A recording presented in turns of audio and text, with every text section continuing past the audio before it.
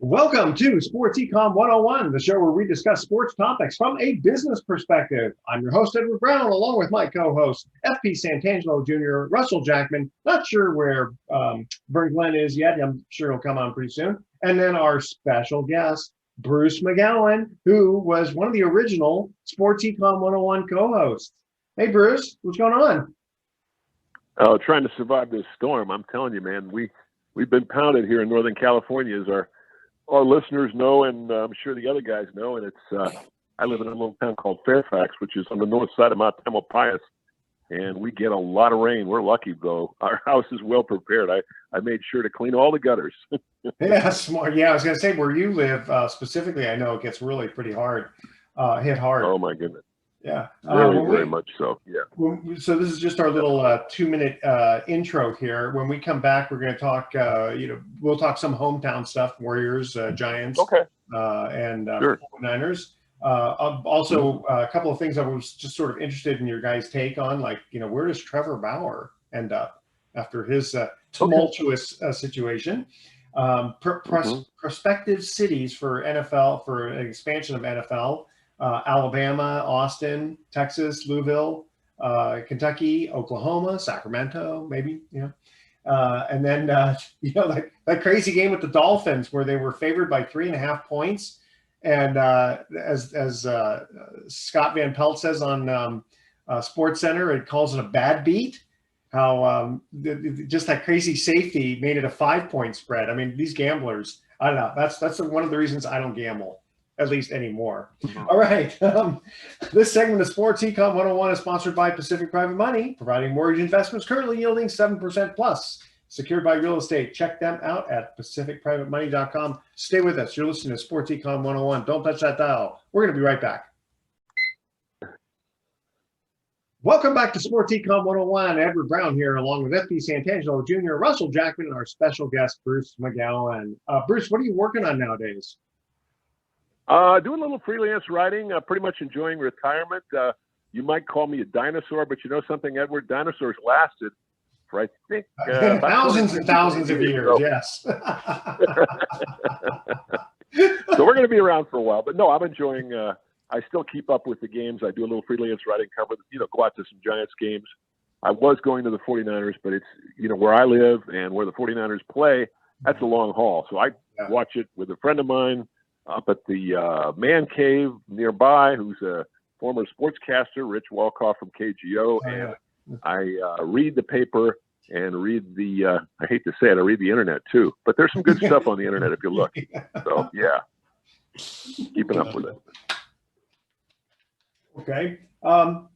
Hey, guys, first of all, let's get a quick thing about this Bills-Bengals game getting canceled because of the injury. Both teams won this last week, but it still kind of changed things, didn't it, with regard to home field advantage? Sure it did. Well, let the other guys have their say, because I have some interesting thoughts about that, but let our other two regulars, because I'm just a guest here. Well, I don't really know the rules.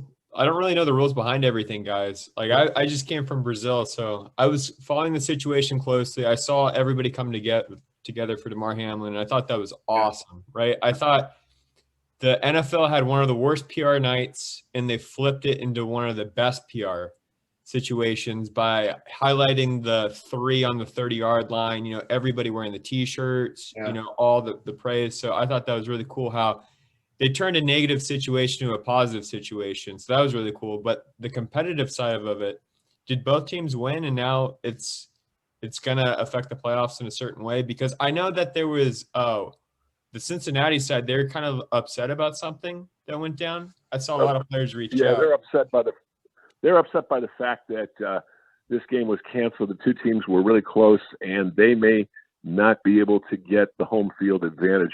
I want to say this. I think the NFL did a good job of the players coming together, but this injury underscored the fact that this is such a dangerous game, always has been, and these kind of things shouldn't be considered unusual.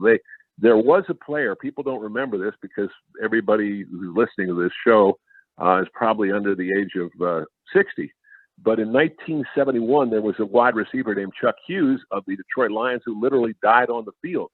on Tiger Stadium's field when the Lions were playing the Bears. Dick Butkus, the great All-Pro Hall of Fame linebacker, had bounced into Ed Hughes or Chuck Hughes, and Hughes apparently had an unknown heart condition, and the ferocity of the hit apparently triggered something, and he died. What happened, from what I read with this young man of the Buffalo Bills, was and I've had a thing called atrial fibrillation, so I've learned about the heart. Between the two chambers of the heart, the upper and the lower, they beat in tandem, but there's a split second between the two beats, not a split second, a millisecond.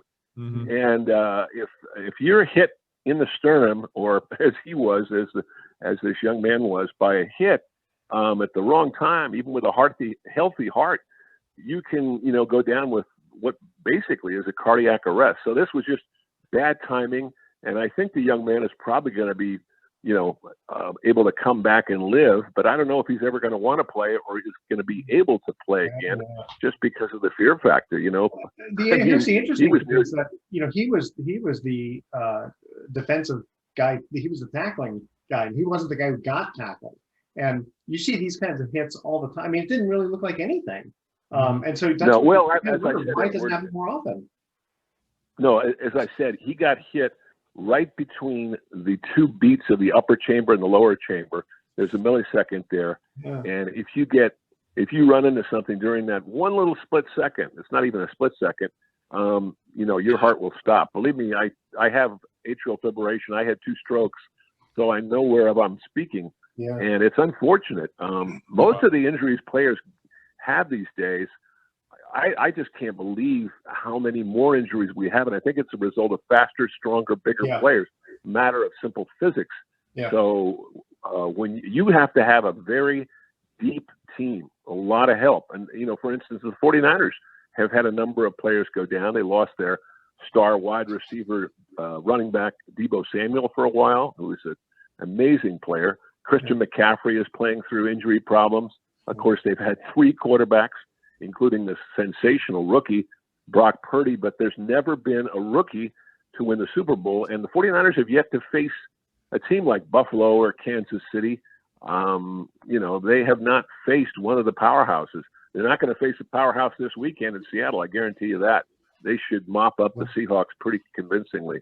So anyway, I'm bouncing all over the place here, guys, with football. But I 100% agree, Bruce. They haven't faced Kansas City yet with this team, with Brock Purdy and Christian McCaffrey. Well, no, actually, they did face them early in the year. That's the last time they lost a game, and they were humiliated in that game. And the 49ers' weakness is their defensive secondary. They have some good players back there, Hufanga, Charvarius Ward. Their strength, though, is the defensive line with Nick Bosa and the linebackers Fred Warner and Dre Greenlaw. That is really that is the backbone of that team. And of course, their skill players, as I mentioned, like McCaffrey and Deebo Samuel, and now Elijah Mitchell is back. And of course, how can I forget George Kittle, the All-Pro tight end, who's caught I think 6 or 7 touchdowns in the last 3 weeks. So they have a team that should be in pretty good shape going into the postseason. They're pretty healthy. But we talked about this before about with injuries. It's like, an ankle is still about the same thing as it was 50 years ago, but the guys are so much bigger, faster, stronger that you just break that like it's a matter of physics. Absolutely. The problem, their top draft pick, Trey Lance, who went down in the second week, suffered a fractured ankle. They have to put a plate in his foot. Now, that thing can hold up for a little while, but if you get a pretty good hit, who knows what happens? I mean, going to baseball, the reason the Giants and the Mets have both passed so far on this shortstop Correa was he had a plate placed in his ankle from an ankle injury 9 years ago, and that plate could have created some problems with the bone. So, do you want to sign a guy with that kind of a possibility of not for that kind of money? No, it's too bad for him because he's ready for a big payday, but he may have to settle for like a 3 or 4 year deal. I don't feel badly for the guy, though. He's still going to probably make $25 million a year. So don't shed any tears for Correa.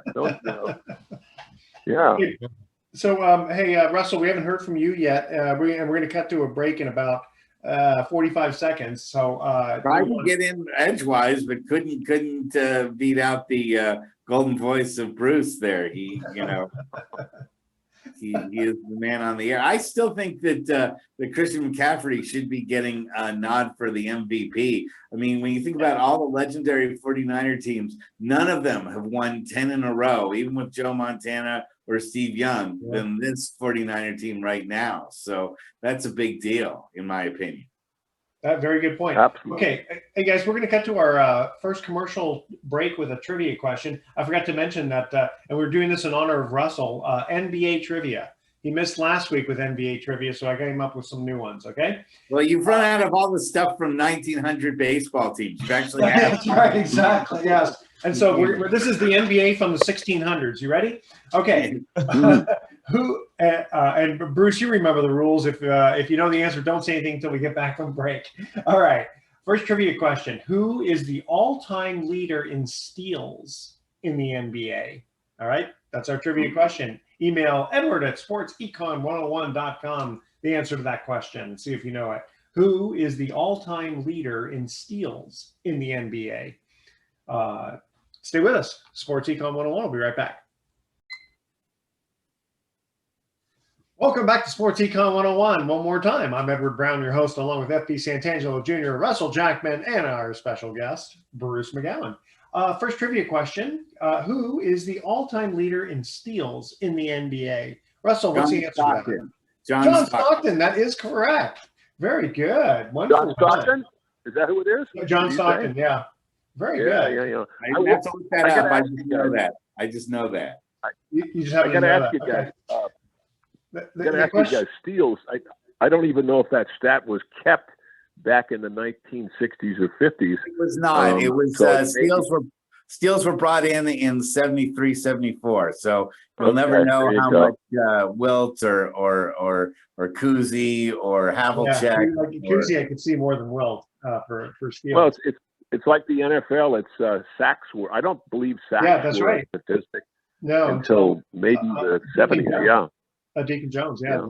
Bosa almost set the record this year for sacks. Well, Nick Bosa, you watch him play, and we watch him play, and you know what a tremendous talent is. You know, he's strong, he's fast, but he's smart, and he knows how to get around people. And he also, the play of the game, I thought, against the Raiders a couple of weeks ago was he shoved an offensive lineman into the young quarterback, Stidham, I think is his name, and Stidham's pass was that's not right. deflected, but it was thrown awkwardly, and that allowed the 49ers to put the game away with an interception.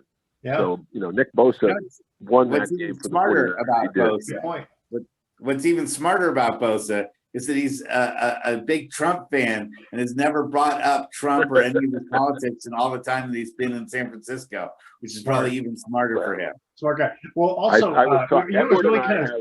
was kind of sweet was, J.J. Watt having his last game against the 49ers and how everyone was just, he's such a decent guy, he seems, that everyone gave him a nice little send off. Yeah. Well, sports brings us together. That's what brings us together. I give Edward a hard time about his politics. He gives me a hard time about mine. I probably give him more grief than he gives me. But in the end, no, he knows. I represent. Yeah, that's true. Russell's definitely more aligned with Bruce. Hey guys, really quickly. The key is we get along. Politics is important in America. It's part of our system. We need to have it. People complain about it; they don't like it. But guess what? Without politics running the country, things wouldn't get done. That sounds crazy, but it's always been the case. This is why our democracy survives, is that we have all these different voices, and we have to kind of calm down. And you do get a chance to calm down when you go to a sporting event. Everybody is on the same page usually. They're rooting for one team or they're rooting for another, but there's not 100 different, interests in 100 different teams at that moment. It's just two teams. So you have especially when DeMar Hamlin went down. I mean, suddenly you didn't care whether you were a Bills fan or a Cincinnati fan. Everyone came together for that, which it was absolutely. really awesome. So, guys, Absolutely. prospective cities for the NFL, they're sort of throwing these names out, which probably have been thrown out before. Alabama, obviously, with the Crimson Tide, they're a huge football. No, you're shaking your head, FP? No, so guys, I did a project on this when I went to UC Santa Barbara, and it was for a class where we actually had to do research on an area. So I don't know if you guys know, UC Santa Barbara is one of the top research universities in the world. Didn't know that. Yeah, so we were doing a research paper on this about an expansion franchise. And we did all these different places, and we would look at Seattle, we would look at other, like for various sports, right? And it was really, really difficult. It's not as easy as you guys think. It was extremely hard because of the population, because of the local economy, and then rival franchises. People don't really know this, but like the NBA really fights with the NFL sometimes during parts of the season, and Major League Baseball with the NBA. And there's like little rivalries between owners in towns, right? And they're all trying to absorb different fans at the same time. So it would be really hard, I think, to put a team in Alabama. That would be almost impossible because the Crimson Tide. Well, that's Alabama. That's religion. So I think that's interesting. So Oklahoma with the Sooners and Oklahoma State, you might have the same Oklahoma City is always a viable option, and that it's not a bad idea for a baseball team to be there. I've said too, because baseball in the South is really non-existent. All Southern baseball fans really cheer for the Atlanta Braves. Like, it's pretty crazy. Like, people will plan their weekends like far in advance to go to a Braves game because they grew up watching the Braves because of the Turner broadcast and all these different things, right? So outside of Texas, between Texas and Florida, How about Oakland? Well, here's the problem, guys. Here's the problem with expansion. I think, and again, I'm an old school guy, and I grew up with much fewer teams, and the competition was better.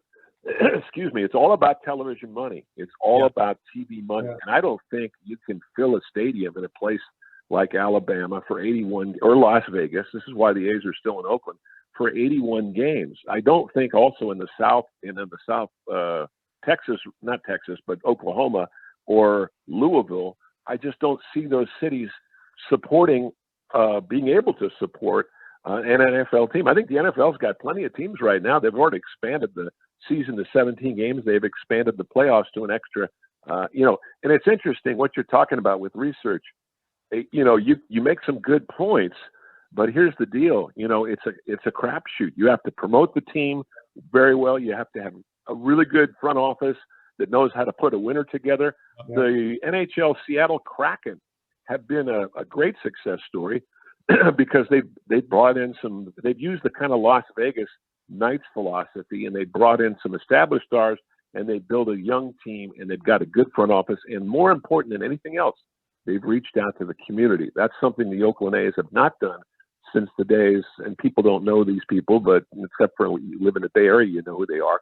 The Haas family, who owned the team for 15 years when they won 3 American League pennants, and they also reached out to the community.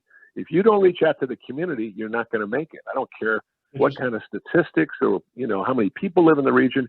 People have a lot of other things to spend their money on, and especially today with the cost of tickets, it's insane what people are paying to go to a game. Yeah, hold on. Crazy. FP wants to jump in here. Go ahead. So, Bruce, I had a fantastic conversation with Hall of Famer Felipe Alou one spring training a couple years back, and he told me that Major League Baseball was better when he played because there were 4 or 5 Hall of Famers on every single team because the leagues were pretty much true.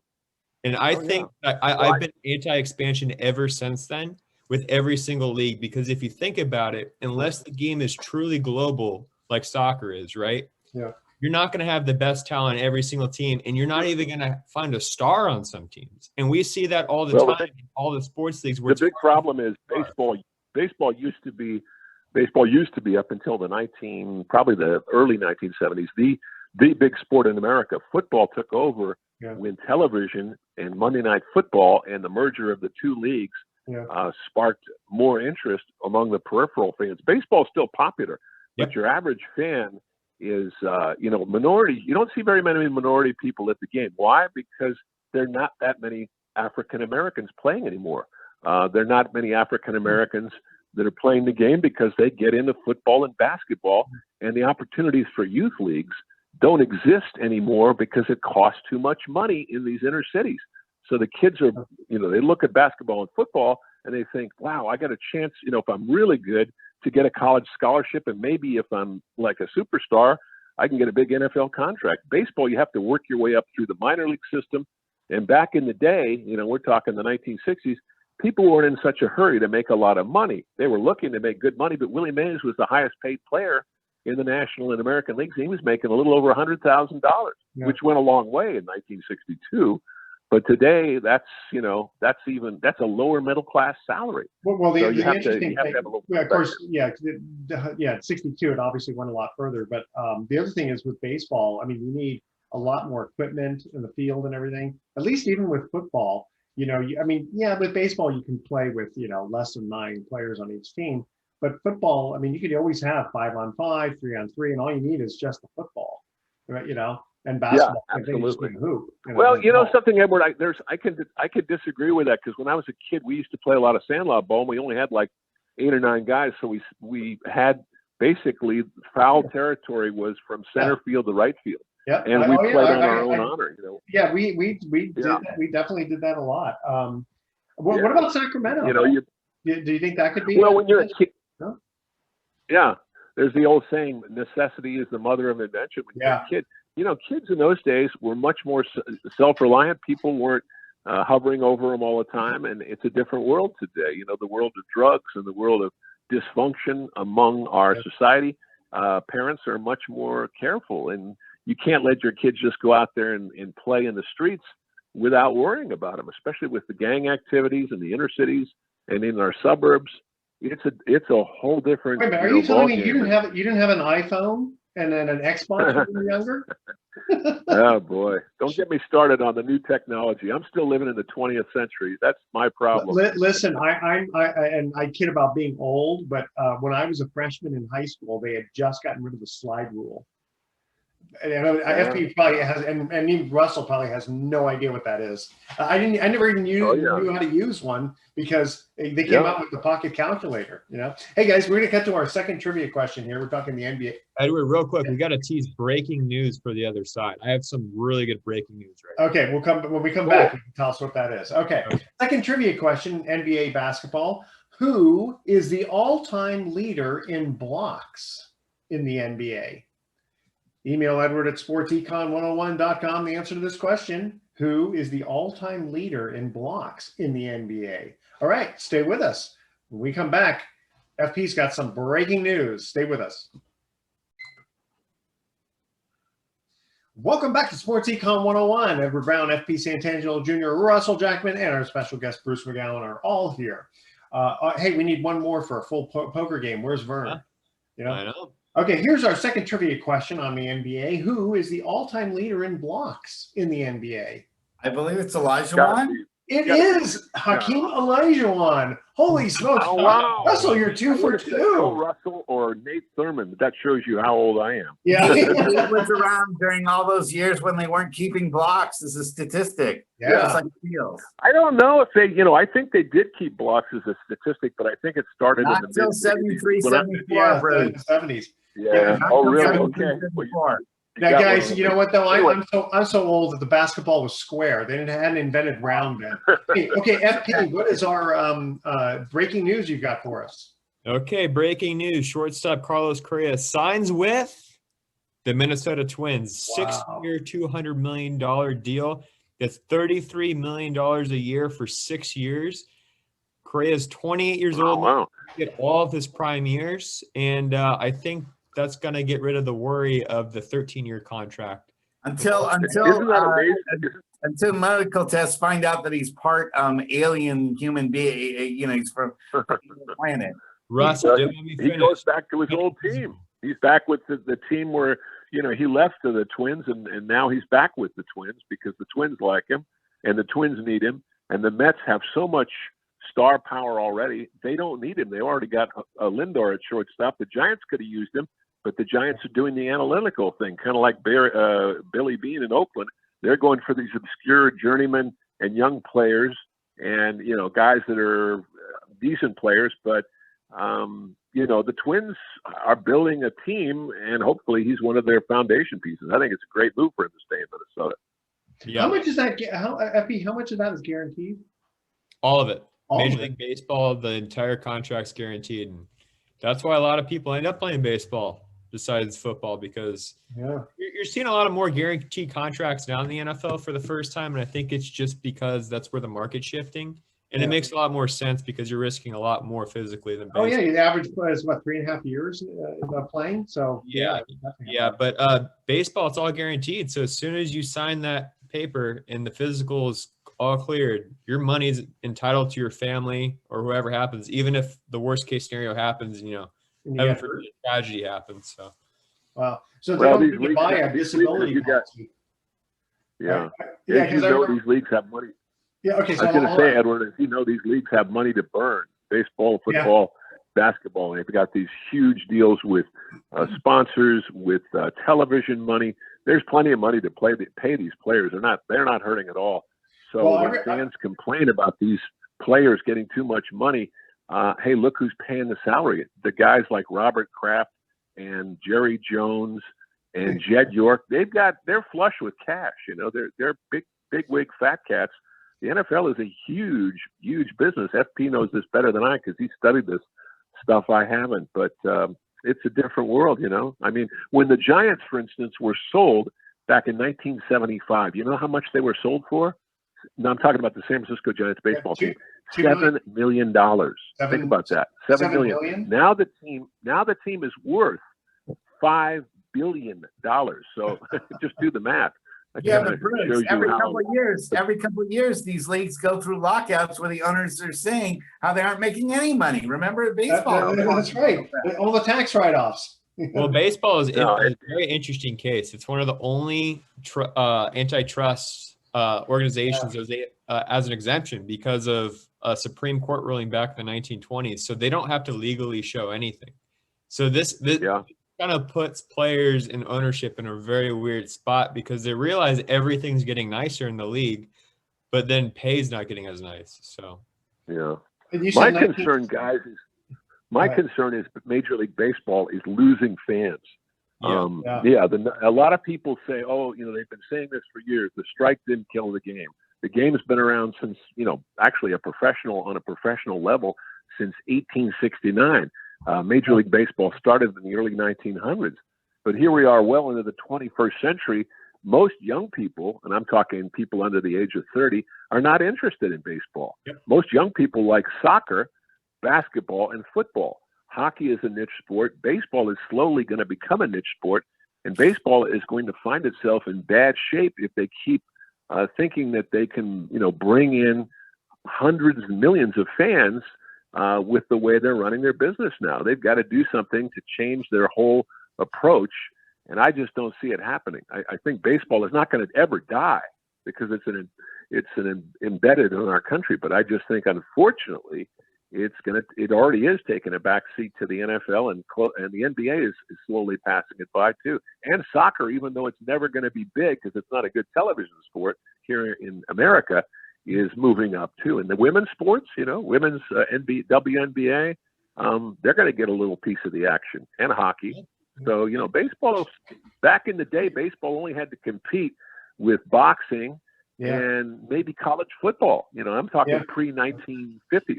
So go ahead, FP. If you look right now at the ratings, right, baseball's still number 2, and they're the number 2 revenue generated among all sports in the United States. Oh, sure. Interesting. Yeah. Well, they got to remember, FP, you got to remember this. Baseball has a lot more games than the other teams do as well. You got 81 games a season. You're not making as much per ticket as you are in the NBA or the NFL, but between concessions and tickets and TV revenue and sponsorships, you are doing pretty well. I'm just saying baseball, it's number 2 right now, but I still think, and again, I'm looking at our Bay Area here. Our 2 teams, it's a different story because there's a lot of casual fans out here. You got to have some star power, even if you're in a place like Cincinnati, Ohio. Now, there's a classic example of a great baseball town. It was the first city to actually have a professional team back in 1869. But Cincinnati has pretty much the front office will not go out and spend the money. So fans are slowly dying. They're going away from that ballpark, and you got to do something to reach out to the community. And again, the statistics, like you said, will back what you're saying up. But the NBA and the NHL, not so much the NHL, but soccer, these sports are going to they're continuing to get a bigger piece of the pie. Oh yeah, all that said, baseball's going to survive. I want to say the NBA was supposed to pass Major League Baseball by 2035, right? And I just got back from Brazil, and what's crazy to me is that in Brazil, I saw so many NFL jerseys. I'd have people talk to me about the NFL in Brazil, the NBA in Brazil, but nobody knew anything about baseball. And they had Jan Gomes, a World Series winning catcher from Brazil, the first Brazilian baseball player ever. Wow. And you don't even know who he is. Wow, that's interesting. Hey guys, very interesting here. So Bruce, you said that the Giants in 1975 sold for $7 million, and now it's $5 billion. Take a guess. Actually, now, remember, okay, so now remember, interest rates in the late 70s, early 80s were super high, right? Now they come down and they went back up again. Guess what the rate of return is if you would have invested $7 million back in 1975 on a monthly basis? On a compounded monthly basis, what's the annualized rate of return turning into $5 billion? You're the expert, not me. What is it? I had to do it on my calculator. It is 14%, which is actually pretty good nowadays. But if you would have thought back in 1981, 14%, that would not have been a very good rate of return. Yeah, no. Well, it's so funny because people think about like their houses and they go, "Oh man, I bought my house in 1961 and it was $15,000. Now it's worth $1 million." And it's like the rate of return is like 6%. Hey, by the way, staying on baseball, where do you guys think Trevor Bauer is going to end up? He's not going to ever play again. Trevor Bauer will never play again. He's blacklisted, and that's just my opinion. I don't think anybody wants to touch him. He's toxic, and we don't need to go into the reasons why. But it's a different situation, obviously much different. But Colin Kaepernick was blacklisted, in football for political reasons. Trevor Bauer is going to be blacklisted in baseball for doing something that, whether the woman was consenting to be beat up in rough sex doesn't matter. The perception is this guy is a sick individual, and I would be shocked if anybody would take a flyer on this guy. Can you imagine the number of women that would be outside picketing and the negative publicity that this would generate? I think he's going away. I don't think he's ever coming back. That's my opinion, and I'm sticking with it.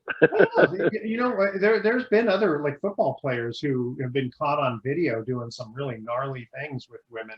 Yeah, but Edward, this guy, and then they came back. This guy was a big star. He was one of the best pitchers in the game. If he was some average player or better than average player, I think that he would have a chance. But you cannot take a high profile guy like that with all the negative publicity that's happened. It's really actually working against him to be a high to be good. Go ahead. I want to get Russ in this because I know the number one lawyer advice is if you're accused of something, you got to be quiet and you try not to inflame the situation, which Trevor Bauer did not do. So Russ, I want to hear your opinion on how that made his whole situation 10 times worse. Well, I think that part of it also has to do with, what kind of talent you really do bring to the field. Bruce was saying that Colin Kaepernick was a victim of politics, but do keep in mind that the last time that Colin Kaepernick was on the field, he played a half of football where he completed one pass for 5 yards. Yeah. And but here's the thing, Russell, here's the thing. You look at the team that was around him at that time. They weren't very good. When he had a great team around him. At your age, you could complete more than one pass for 5 years. Well, he was terrible. To be honest with you, you look at Deshaun Watson. To be honest with you, I think Colin Kaepernick NFL gives guys a lot of chances. You look at Deshaun Watson, and they don't have standards like they do in other leagues. The NFL will always give you a chance if you've got the talent to go in there. It doesn't matter what you did. I agree with you totally, but here's one thing you haven't factored in.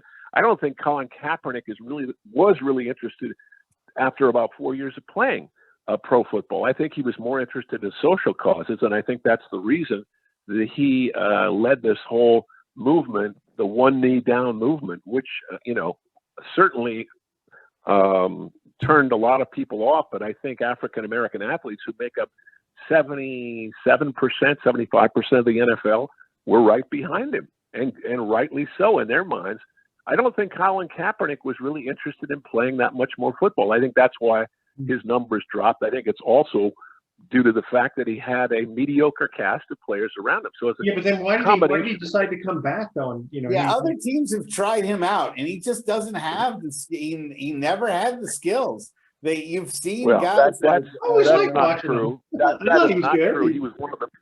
For a short time, he was one. For a short time, he was one of the best quarterbacks in the game. For a very short time. Yeah. I think a lot of people made him out to be some kind of star. He was never a star. He was a guy who caught lightning in a bottle. Yeah. And there have been plenty of athletes in all sorts of sports who have done that.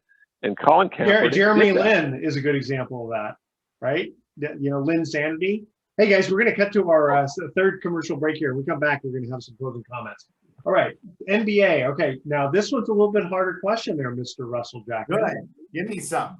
Okay, who has the best free throw percentage in NBA history? I think I know that one too. Really? And you have to give me, see, if you're really good, you'll give me the year, you'll give me the percentage, and you'll give me how many shots. All right. Be a little tough, but that's what and you got to give me a social security number. All right. Stay with us. Sports Econ 101. We'll be right back with some closing comments. Don't touch that dial.